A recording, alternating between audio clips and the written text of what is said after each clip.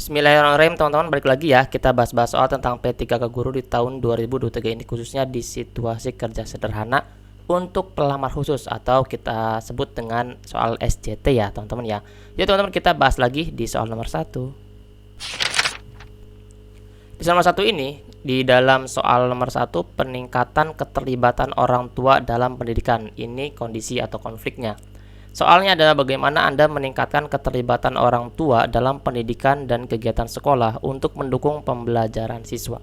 Meningkatkan keterlibatan orang tua ya cluenya teman-teman. Jadi kita akan pilih tentang keterlibatan orang tua di dalam atau mendukung pembelajaran siswa. A. Mengurangi komunikasi, jelas nggak akan kita pilih, langsung aja kita delete. Karena kalau mengurangi komunikasi bukan malah memberikan keterlibatan. Ini adalah dampaknya menjauhkan keterlibatan orang tua, bukan mendekatkan. Yang B. Menerapkan kebijakan yang menghalangi. Ini menerapkan kebijakannya sudah benar, tapi untuk menghalangi partisipasi, jelas kita langsung delete.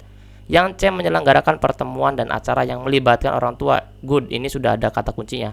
Melibatkan orang tua dengan cara apa? Dengan cara menyelenggarakan pertemuan. Jadi option C ini adalah poin paling tinggi teman-teman, poin 5 ya. Coba kita lihat ya yang D dan E ya. Yang D mengabaikan umpan balik, mengabaikan sudah kita langsung delete. Membatasi peran orang tua pun kita langsung delete. Jadi option yang paling tepat adalah yang C. Option C ini adalah option yang memiliki poin paling tinggi, yaitu poin 5. Jadi soal nomor 1 masih gampang banget ya teman-teman ya. Nanti kita coba taklukkan soal-soal sampai dengan 10 soal, insya Allah dengan kondisi dan konflik yang berbeda ya. Jadi teman-teman semua, dengan menyelenggarakan pertemuan dan acara yang melibatkan orang tua secara teratur untuk memberikan pemahaman tentang proses pembelajaran, Anda dapat meningkatkan keterlibatan orang tua dalam pendidikan, membangun hubungan yang kuat antara sekolah dan keluarga, serta mendukung pembelajaran siswa, seperti itu. Oke, let's go teman-teman ya, kita ke soal nomor 2. Di soal nomor 2 ini konfliknya tentang penanganan perbedaan individu dalam pembelajaran. Soalnya adalah bagaimana Anda akan menangani perbedaan individu dalam kemampuan belajar dan memastikan bahwa setiap siswa mendapatkan perhatian yang sesuai. Cluenya adalah menangani perbedaan individu. Untuk apa? Mendapatkan perhatian yang sesuai dengan kebutuhannya, sesuai dengan gaya belajar siswa tersebut. Jadi kita akan pilih option yang berkaitan dengan clue soal itu ya. Yang A. Menyediakan dukungan tambahan dan pembelajaran yang disesuaikan untuk siswa yang memerlukan bantuan ekstra. Good, kita langsung checklist dulu ya. Yang B. Mengabaikan kebutuhan individu, jelas kita langsung delete. C. Menerapkan program pembelajaran terpisah untuk siswa yang dianggap memiliki kemampuan unggul. Boleh kita checklist dulu ya teman-teman ya, untuk kita sandingkan dengan option A. Yang D. Mengurangi fokus pada siswa yang memerlukan perhatian. Mengurangi fokus langsung kita delete aja teman-teman. Bukan harusnya mengurangi fokus ya, bahkan kita harus memberikan tambahan untuk siswa tersebut fokus dalam pembelajaran. Nah, apalagi di sini teman-teman yang E. Mengabaikan perbedaan individu, jelas langsung kita delete aja supaya kita bisa ngirit waktu ya. Nah, option A dan option C ini teman-teman ada dua option yang paling berdekatan. Tapi yang akan kita pilih adalah option A. Kenapa bisa option A yang kita pilih? Yang pertama adalah dia menyediakan dukungan dulu. Si guru tersebut memberikan dukungan tambahan dan pembelajaran disesuaikan. Ini poin yang paling tinggi teman-teman. Disesuaikan untuk siswa yang memerlukan bantuan ekstra. Sedangkan yang C itu hanya menerapkan program pembelajaran terpisah untuk siswa yang dianggap memiliki kemampuan unggul. Berarti yang kemampuan unggulnya bagaimana? Option A ini adalah option yang paling tinggi, poinnya adalah poin 5. Sedangkan yang C itu bisa kita kategorikan dengan poin 4. Nah, option A ini teman-teman semua, dengan menyediakan dukungan tambahan dan pembelajaran yang disesuaikan untuk siswa yang memerlukan bantuan ekstra, Anda dapat memastikan bahwa setiap siswa mendapatkan perhatian yang sesuai dengan kebutuhan mereka, memungkinkan mereka untuk berkembang sebaik mungkin. Jadi option A ini adalah kita akan pilih option memiliki poin paling tinggi ya teman-teman ya. Oke, let's go lagi kita ke kondisi yang selanjutnya di soal nomor 3. Di soal nomor 3 ini konflik atau kondisinya adalah meningkatkan pemanfaatan teknologi dalam pembelajaran. Soalnya adalah bagaimana Anda akan meningkatkan pemanfaatan teknologi dalam pembelajaran dan memastikan bahwa teknologi digunakan secara efektif untuk meningkatkan pengalaman belajar siswa. Jadi ada kaitan tentang pemanfaatan teknologi teman-teman dalam pembelajaran, entah itu menggunakan quizzes atau menggunakan wordwall atau yang lainnya. Sehingga pemanfaatan teknologi ini teman-teman bisa terapkan sehingga akhirnya adalah pengalaman belajar siswa meningkat. Oke. Nah, kita lihat teman-teman ya, mana yang paling efektif. A. Membatasi akses siswa terhadap teknologi untuk mencegah gangguan dalam pembelajaran. Ini jelas kita delete. Di dalam teknologi pembelajaran di dalam kelas itu atau di luar kelas itu kita bisa menggunakan teknologi teman-teman. Jadi option A itu tidak relevan dengan clue soal yang ada di atas. Yang B. Menyelenggarakan pelatihan reguler untuk guru dan staf sekolah tentang pemanfaatan teknologi dalam pembelajaran. Menyalakan pelatihan reguler. Good, kita langsung checklist dulu ya yang option B ini. Yang C, mengabaikan integrasi teknologi dalam proses pembelajaran untuk menghindari kompleksitas. Ini terlalu pesimis, nggak akan kita pilih teman-teman. Ini mengabaikan integrasi teknologi. Seharusnya kita akan pilih yang kolaborasi. Nah ini malah degradasi ya. Yang D, mengurangi penggunaan teknologi dalam pembelajaran untuk memprioritaskan metode pengajaran tradisional, nggak akan kita pilih. Yang E, mengabaikan perkembangan teknologi dalam pendidikan dan mempertahankan praktik pengajaran yang konvensional. Ini pun tidak akan kita pilih, ini malah jauh banget ya teman-teman ya. Jadi option yang paling kita akan pilih adalah option B. Ini adalah memiliki poin paling tinggi teman-teman, menyelenggarakan pelatihan reguler untuk guru. Ini adalah pengembangan diri guru tersebut teman-teman, sehingga bisa memanfaatkan teknologi dengan baik dalam pembelajaran sehingga pembelajaran itu bisa berkualitas seperti itu. Nah, dengan menyelenggarakan pelatihan reguler untuk guru dan staf sekolah tentang pemanfaatan teknologi dalam pembelajaran, Anda dapat memastikan bahwa teknologi digunakan secara efektif untuk meningkatkan pengalaman belajar siswa dan mendukung perkembangan pendidikan yang modern. Jadi option B ini akan kita pilih sebagai option paling tinggi poinnya teman-teman ya, yaitu poin 5 seperti itu. Oke. Let's go teman-teman ya, kita ke soal nomor 4.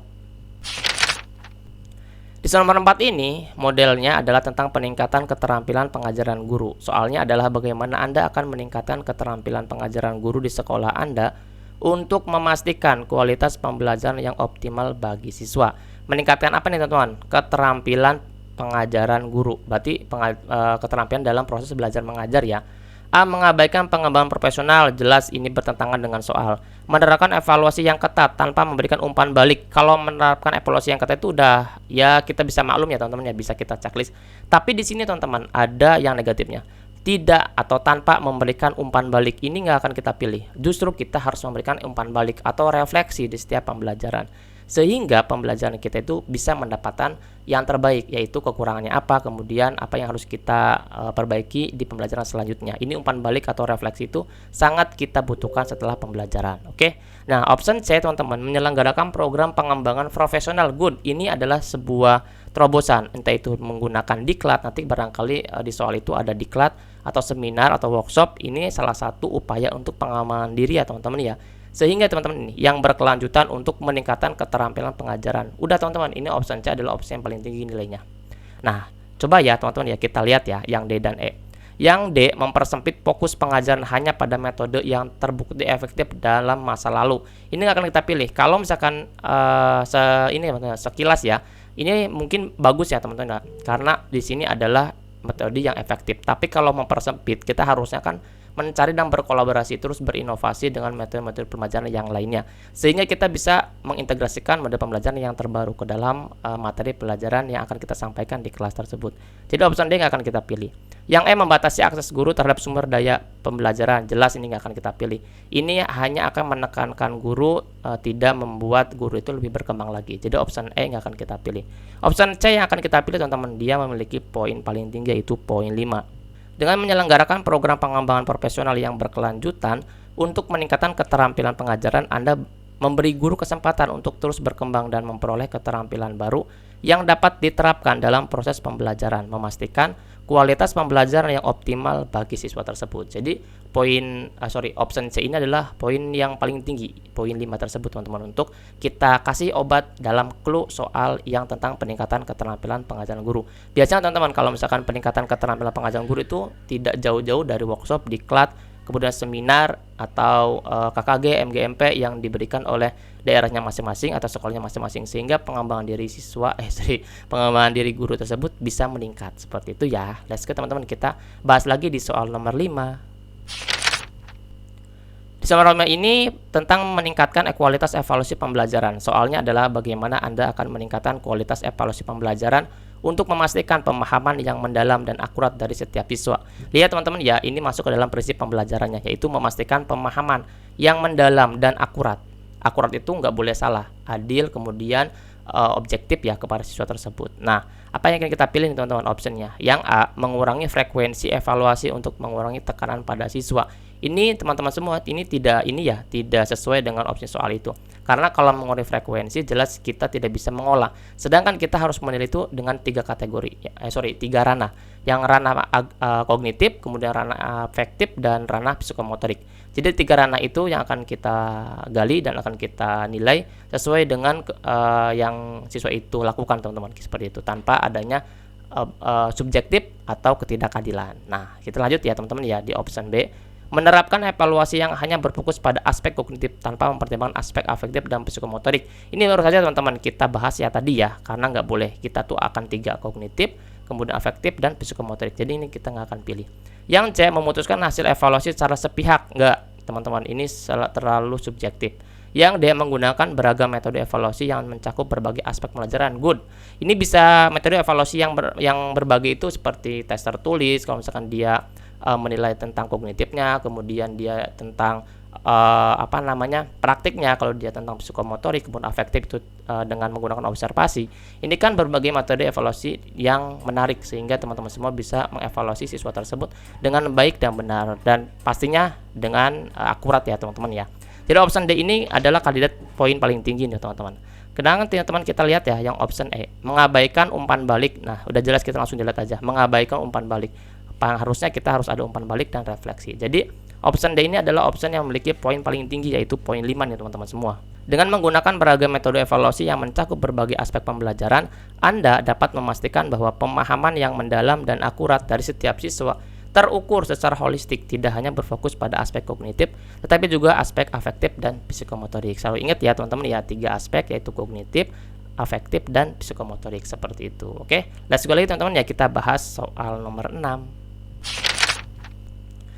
Di soal nomor ini kita akan bahas tentang mendorong inovasi pendidikan di sekolah. Soalnya adalah bagaimana Anda mendorong inovasi pendidikan di sekolah Anda dan memastikan bahwa metode pembelajaran yang diterapkan relevan dengan kebutuhan masa depan. Ini opsinya ada 5 teman-teman ya. Kita akan pilih opsi di mana yang paling tinggi nilainya nih.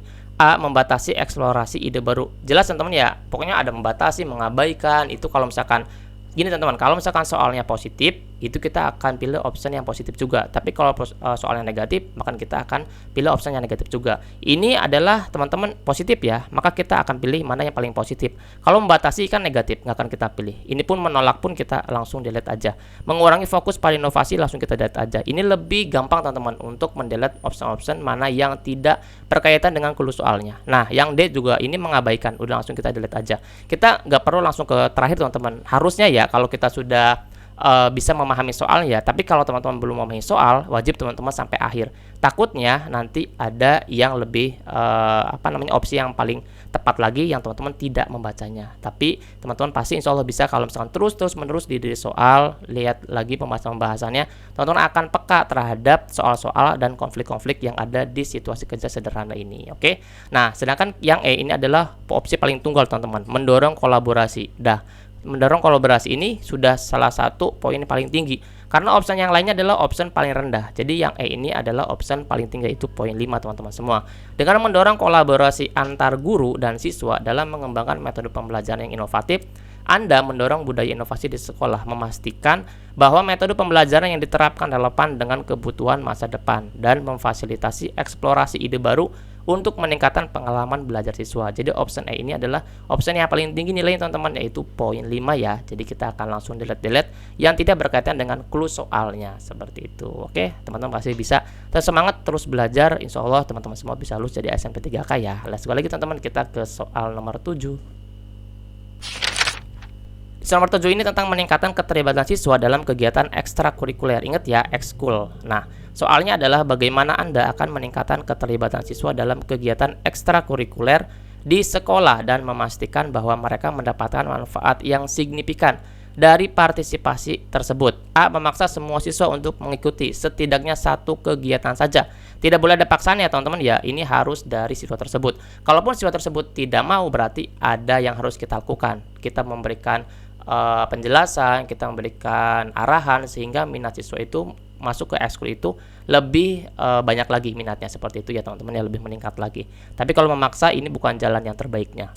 Yang B, membatasi pilihan kegiatan ekstrakurikuler yang tersedia untuk siswa sehingga menghindari kerumitan. Yang akan kita pilih ya, ini terlalu membatasi eksplorasi ekskul tersebut. Yang C, lihat teman-teman ya, menyelenggarakan sesi orientasi yang komprehensif untuk memperkenalkan, boleh ini teman-teman, berbagai kegiatan ekskul kepada siswa. Boleh kita checklist dulu ya, barangkali ini menjadi option yang paling baik.